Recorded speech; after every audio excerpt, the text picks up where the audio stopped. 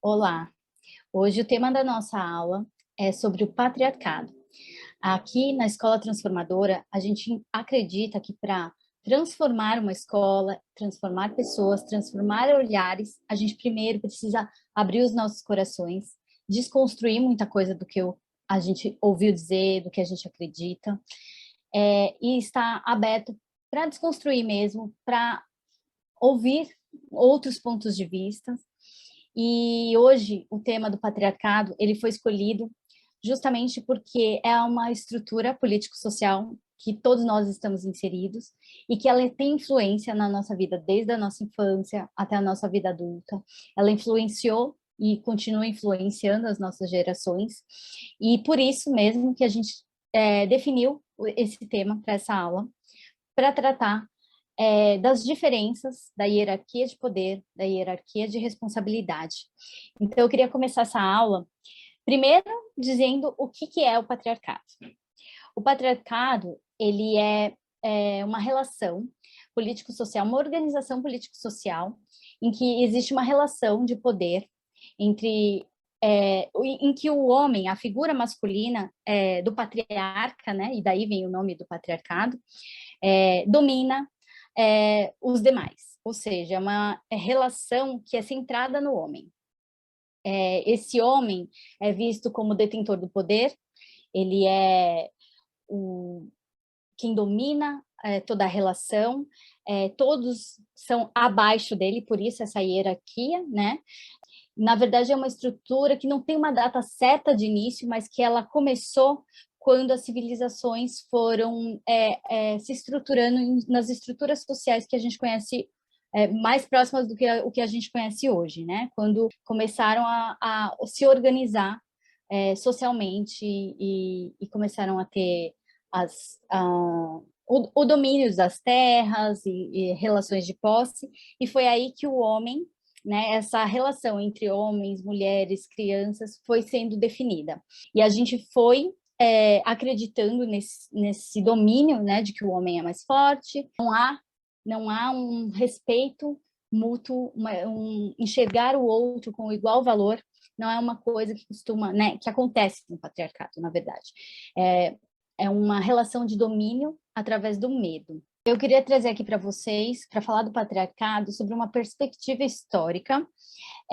Na história, né, da humanidade, na pré-história, na verdade, né, no período neolítico, muito antes do homem, do Homo sapiens, que já existe já uma racionalidade, quando ainda o homem né, éramos caçadores e coletores, existia funções entre homens, mulheres, crianças, todos ali naquela tribo, contribuíam e tinham os seus papéis, mas foi somente, né, inclusive existe até uma perspectiva, né, do matriarcado, que aí vocês podem procurar um pouquinho saber sobre, né, divergências sobre esse momento, né, em que a mulher também detentora, né, dos meios de reprodução, por ser aquela que gera, né, vida, que antes éramos, né, nômades que iam atrás em busca de alimentos, de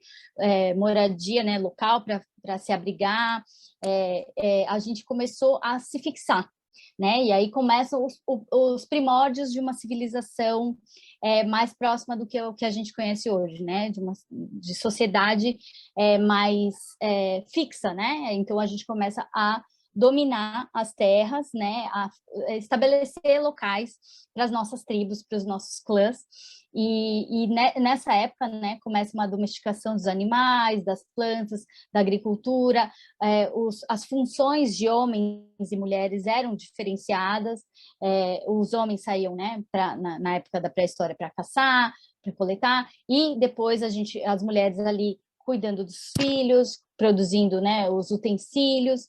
Então, os papéis eram diferentes.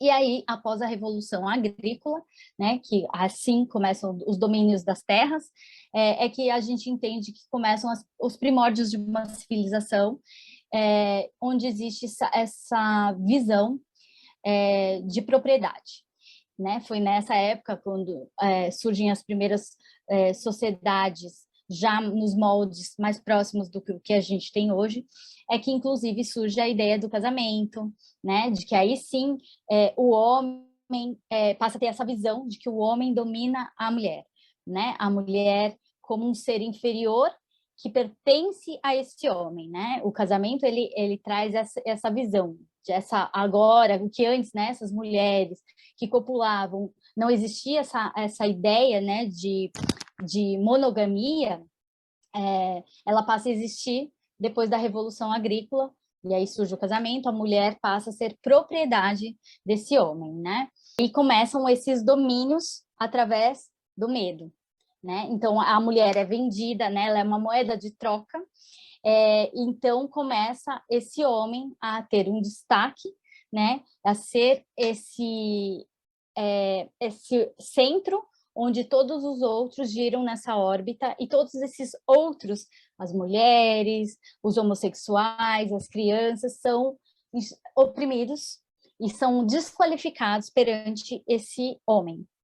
A opressão, ela vem desse lugar de exploração e de domínio pela força, né? Então, aqui na escola, a gente, né, na escola transformadora, a nossa visão é essa, de que a hierarquia de poder, muito diferente da hierarquia de responsabilidade que eu vou trazer mais à frente, fala sobre isso, sobre o domínio do mais forte sobre o mais fraco, a supremacia do maior sobre o menor. E é por isso que a nossa infância, ela diz muito sobre o próprio patriarcado, né? Porque quando a gente vem desse lugar de que o homem é o detentor do poder, todos que não, né, se enquadram ali, né? E no caso, né, voltando um pouco na nossa história, reis que oprimiam os plebeus porque tinham mais dinheiro, porque detinham aquele poder, né, de domínio daquela terra, negros e brancos, né, na verdade brancos oprimindo negros, homens oprimindo mulheres e adultos que oprimem crianças, né? Essa é essa relação de submissão, né? A hierarquia de poder, ela fala disso, dessa relação de submissão. Há alguém acima e há alguém abaixo. E no caso, a gente aqui como escola vem falar sobre essa perspectiva dessa criança, né? Como é que essa criança, que ninguém fala por ela. E na nossa sociedade, se a gente observar, quem é que fala pelas crianças? Quem é que olha a perspectiva das crianças, né? Geralmente há um adulto, seja ele os pais, seja ele os professores, que ainda não consegue enxergar as crianças como com dignidade e respeito no mesmo nível de igualdade. Então, a criança é vista como aquele ser maquiavélico, ela está fazendo isso para manipular, ela faz isso porque é manha, porque ela é birrenta. Se você acolher, se você der colo, depois imagina só o que ela vai virar no futuro. Ela vai bater em você. A gente escuta isso muito, né? Porque isso vem também de séculos de história e reproduções e repetições desse padrão. Na verdade, elas eram tratadas como mini adultos, porém, elas eram enxergadas como alguém que não que é vazio e que nós adultos temos que inserir conhecimento. Não é vista com o mesmo valor de que um outro adulto. Então, isso vem de uma pedagogia manipuladora, de uma pedagogia nebulosa, que ainda é perpetuada até os dias de hoje, e trata a criança nesse olhar ainda de submissão, que a criança deve obediência, a criança deve se submeter sempre à ordem e ao poder desse adulto. Como isso vem acontecendo repetidamente por esses anos todos, nas relações empregatícias, né? Também nós vemos isso entre homem e mulher, né? Quanto feminicídio tem por aí, né? Até hoje, não só as crianças. Exatamente, Cá. E isso que vem acontecendo, né, que é a sociedade que a gente vive. Você falou muito bem aqui do feminicídio, né? Justamente porque esse domínio do mais forte, né, do visto como o mais forte, ou desse domínio do poderoso, e através do medo que ele vem, ele acaba fazendo o que com os plebeus, com os negros, com as mulheres, com as crianças? Ele os torna invisíveis. O homem é o detentor desse poder, e tudo que vem abaixo dele é invisibilizado. Tanto é que toda a história, a forma como que a gente conhece a nossa própria história, ela vem, e aí eu falo aqui do discurso enganado. Qual é a relação, né, da nossa infância com a nossa história, a história do mundo? Porque muito do que se fala dessa história do mundo, a perspectiva do que do que aconteceu, né, desde que né, começamos a registrar nossa história, é sempre a perspectiva desse homem, né? Então, e qual é a nossa perspectiva de infância? A gente sabe aquilo que foi dito para a gente. E aí, hoje, eu convido vocês aqui para a gente questionar exatamente isso. Qual é essa perspectiva que eu reproduzo, né, até hoje? Essa perspectiva que as escolas reproduzem até hoje. Será que ela vem ali daquela pedagogia nebulosa também? Será que ela não tem uma base ali, né? E que a gente não se questiona do porquê a gente segue reproduzindo essas falas, né? Se essa criança for acolhida, vai ser um mimado, que depois vai dar na sua cara, enfim, esses tipos de comentários que a gente, sem perceber, a gente faz, né? Essa criança precisa de limites, porque senão ela vai se tornar um delinquente lá na frente, né? Então, quantos desses discursos sobre nós, sobre as crianças, sobre a nossa cultura, a gente está reproduzindo? Quanto que é nosso, né? Quanto a gente questiona isso, né? Porque tudo que a gente conhece, ela foi dessa perspectiva desse homem, né? Desse detentor de poder. A nossa história é registrada por homens, a perspectiva dos homens. Se fossem as mulheres lá atrás, né? Desde dos períodos lá da Revolução Agrícola que tivessem registrado essa história, será que seria a mesma perspectiva? Será que a gente teria essa mesma visão que a gente tem hoje? Então, eu até coloco aqui, né, que as impressões não são necessariamente fatos. O que nos contam, qual é essa perspectiva, não foi necessariamente o que aconteceu, né? E eu acho que aqui, entre tantas pessoas, né, que estão buscando um olhar transformador, eu acho que é muito válido que a gente questione, né? Que impressões são essas? O que eu reproduzo? O que eu trago da minha história que é realmente o que aconteceu? Ou foi a impressão que eu tive ali como criança naquela época, por exemplo, né? Porque existe essa invisibilidade porque existiu alguém ali dominando e controlando, inclusive, as histórias que são narradas, né? Então, eu acho que esse questionamento, né, sobre será que o que eu penso realmente é algo que eu penso ou é algo que está tão internalizado que eu reproduzo, né? Então, eu acho que é essa perspectiva que a gente busca aqui levar para a história, levar para as escolas, né? De questionamento. Não há certos ou errados, né? Não há como mudar o que já está posto, mas há como a gente transformar daqui para diante. Eu acho que isso cabe a cada um de nós que está aqui, eu acho que é por isso que está todo mundo aqui, nessa busca de mudança de olhar, de ampliar.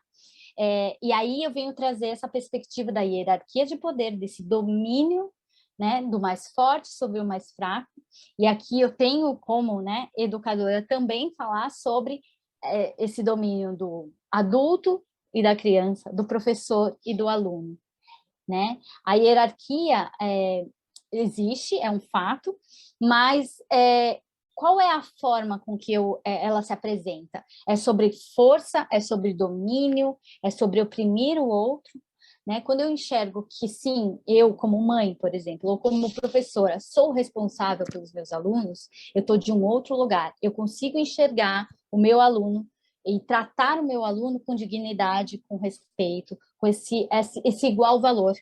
Agora, quando eu observo e acredito nisso que vem sido trazido e a gente vem perpetuando historicamente, de que a criança é menos, de que o adulto é quem decide, de que o adulto é quem manda, e isso não quer dizer que a criança... então quer dizer que a criança pode tudo, que ela que vai mandar na escola, que ela... Não, A gente está falando sobre olhar a criança com dignidade e o valor, e olhar para o valor que ela tem como ser humano. Quando eu falo dessa hierarquia, através do medo, da força, da opressão, eu estou falando dessa hierarquia de poder, onde eu, professor, sou mais e o meu aluno é menos. Ele me deve respeito, ele me deve obediência. E aí eu saio desse lugar de enxergar o outro com igual valor. Então, a gente traz aqui essa perspectiva de, sim, eu sou adulto, eu sou professor da sala, mas eu sou responsável pelos meus alunos. Eu não domino eles, eu não oprimo, eu não humilho para que um conteúdo seja passado ou para que ou acredito, né? E aí eu vou falar um pouquinho que a obediência, ela vem desse lugar de submissão. Então, a gente vem lá dessa hierarquia onde o adulto domina a criança, a mãe domina o filho, o pai domina a mãe, né? O empregador domina o empregado. A gente segue reproduzindo essa estrutura que vem de hierarquia de poder. E a gente precisa mudar o nosso olhar e enxergar que a nossa hierarquia não é de poder. A nossa hierarquia deveria ser de responsabilidade. Eu, como professor, enxergo o meu aluno com igual valor e sei que eu, como professor, sou responsável para que ele apreenda algum conteúdo, para que eu possa transmitir alguma coisa, mas isso não vem de um lugar de medo, de que eu tenho que mostrar o meu poder, a minha autoridade sobre o outro, dominando através da força, do medo, da imposição. Essa é a diferença. O respeito, ele é conquistado, né? É quando eu olho para o outro com o mesmo valor. Então, quando a gente fala dessa horizontalidade, é disso que eu falo, a hierarquia, ela existe na nossa sociedade e ela vai existir. Só que é o que a gente quer desconstruir, essa hierarquia que oprime, que manipula, né? E Que... eu aqui, Oi, dica. te ouvindo aqui, me fez lembrar muito a história da autoridade e do autoritarismo, né? A autoridade que era para ser conquistada pelo respeito, pela dignidade e até admirada por aquelas pessoas que hierarquicamente, organizacionalmente estejam numa situação que dependam de sua decisão ou de sua opinião, né? Elas utilizam o poder, o abuso de poder, a nossa hierarquia de responsabilidade, em que um líder auxilia pessoas, auxilia um grupo, né, com as suas capacidades, a que todo o grupo funcione em prol de algo, com o abuso de poder, que é o autoritarismo, que é a imposição da obediência. Eu acho que é bem isso que você trouxe, Ká. A gente confunde, assim como a gente confunde o autoritarismo e a autoridade, existe essa confusão da obediência e respeito. Mas como assim meus alunos não vão ser obedientes? Como assim essa criança vai ser desobediente, né? E a obediência é vista como uma virtude. Mas se a gente pesquisar ela a fundo, a obediência ela não tem conotação de respeito. Ela vem desse lugar de obediência, de submissão, né? Então, não há essa horizontalidade, né? Então, quando a gente traz aqui, a gente não está falando de anarquismo, vamos assim dizer, né? Não estamos falando desse lugar. A gente acha, sim, que a criança ela precisa ser vista, ela precisa ser validada e ela precisa ser respeitada como qualquer outro ser humano. E aí, a gente vem desse olhar para o outro, seja ele criança, seja ele mulher, seja ele transgênero, não importa. É olhar o ser humano de ser humano para ser humano, né?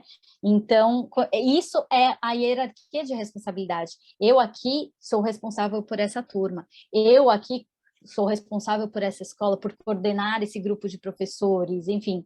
Então, o meu lugar ele não é de superioridade a ninguém, ele é de igualdade, mas sim, eu aqui sou responsável por ensinar um conteúdo, eu sou aqui responsável por coordenar uma equipe, de um outro lugar que a gente está falando, né? Então, eu acho que isso é para a gente refletir um pouco sobre como a gente está reproduzindo, o quanto a gente ainda segue se invisibilizando e segue invisibilizando os outros. Eu acho que quando a gente traz essa questão da hierarquia e do domínio, e por isso a importância de falar do patriarcado, para que a gente possa questionar. E a mudança, ela só acontece no mundo quando a gente questiona, quando a gente começa a se perguntar, será que é isso mesmo que eu acredito? Ou será que eu acredito nisso porque é o que todo mundo acredita, é o que todo mundo diz, é o que eu sempre ouvi falar, né? Então, essa aula, ela vem muito sobre esse questionamento, dessa reflexão, desse lugar de refletir. Como é que eu vejo o outro? Como é que eu me vejo? O que que eu penso? Será que o que eu penso é o que eu penso? Será que eu reproduzo ainda? Né? Então, acho que é muito desse lugar.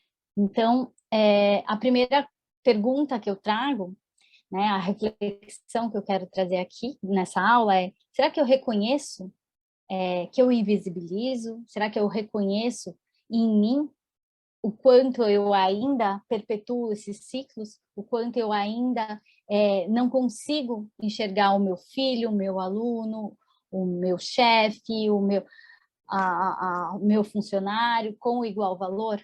Será que eu ainda perpetuo esse olhar de invisibilizar porque eu ainda me coloco em algumas situações acima, em outras situações me coloco abaixo, né? O quanto eu ainda sou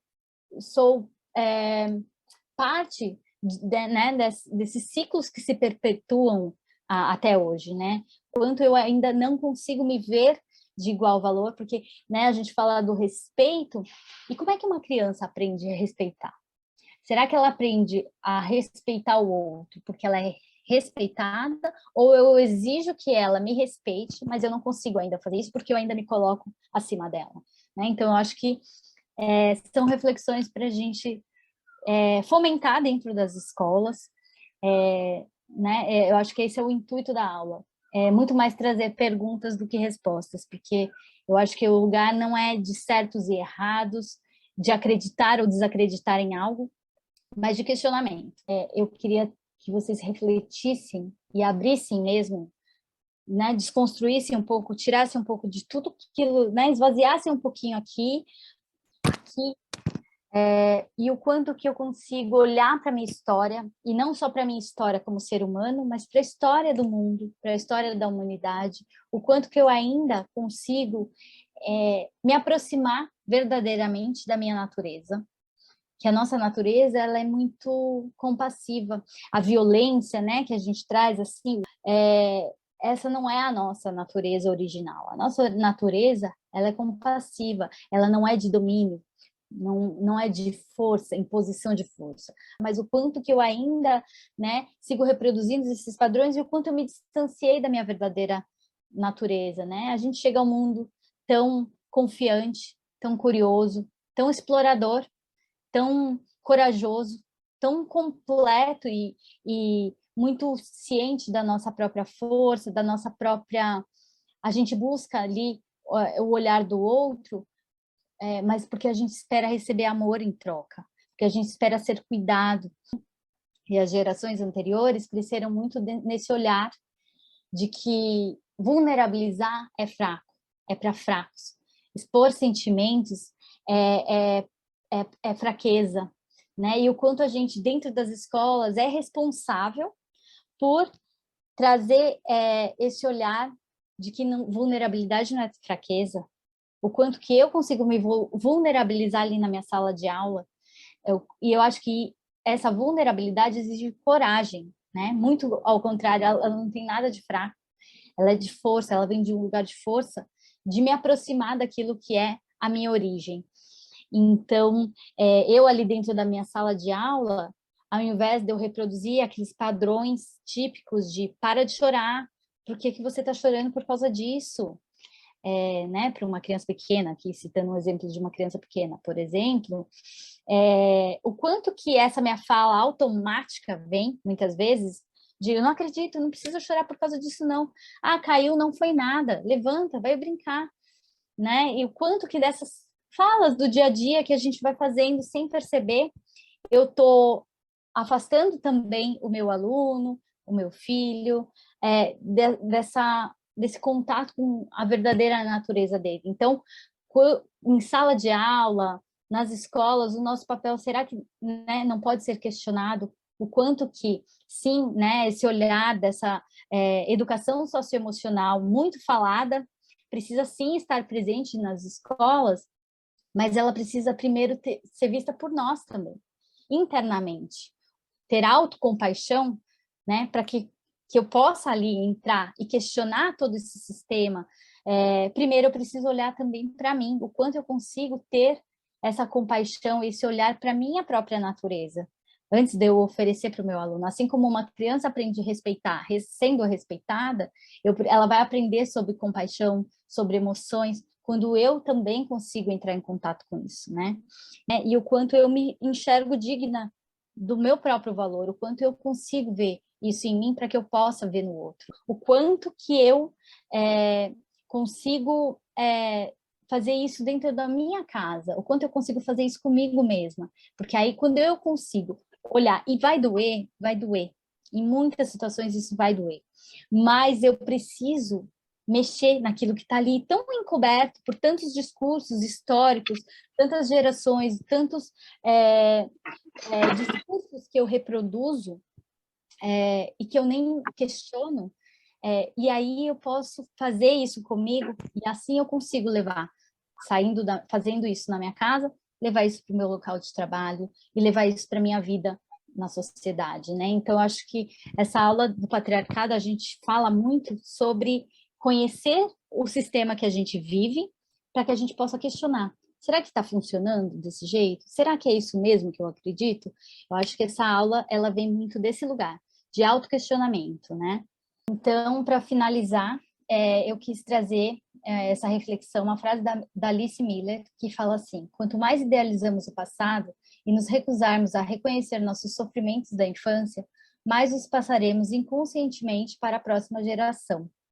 E eu acho que o nosso papel aqui, numa escola transformadora, é justamente esse: a gente quebrar os ciclos da incompreensão, entender nosso papel como seres humanos, o nosso papel como pais, educadores, de responsabilidade, não dessa hierarquia de opressão, do medo, da imposição, mas que a gente possa refletir sobre o nosso papel dentro das nossas casas, dentro das nossas escolas, para que a gente possa enxergar o outro ser humano, independente se ele é uma criança, independente se ele é meu chefe, se ele é meu marido, esse olhar de compassividade com a nossa própria natureza, de conectar com o outro ser humano que eu tenho ali na minha frente, e para que a gente possa refletir o quanto a gente consegue olhar para a gente mesmo e ir quebrando esses ciclos. E isso não quer dizer não valorizar a nossa história, mas que a gente possa questionar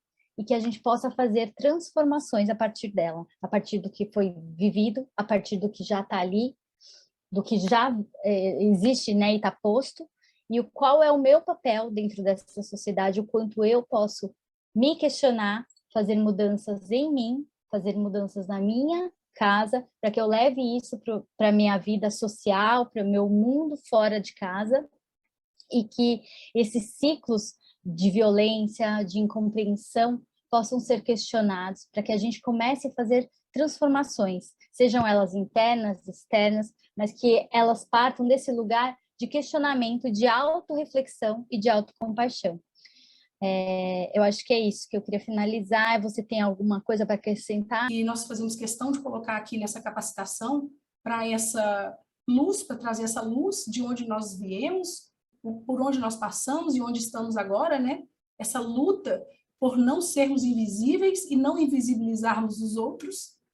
Alice Miller também, do livro do princípio era a educação, né? Que é maravilhoso, e tem um pedacinho que ela fala assim: a prática política, jurídica ou psiquiátrica ainda continua fortemente dominada por ideias medievais, repletas de projetos do mal, porque o intelecto não alcança as áreas emocionais.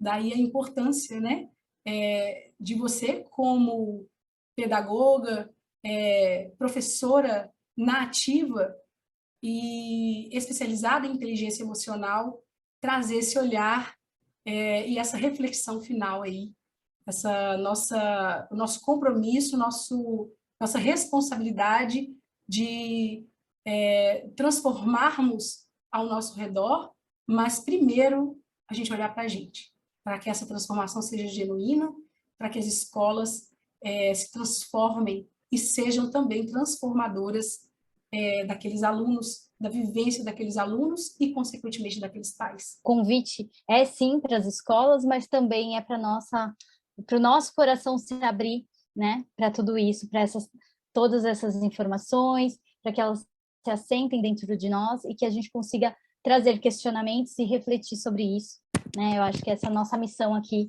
em transformar olhares também, né? Obrigada a todo mundo e a gente finaliza a nossa aula. Um beijo.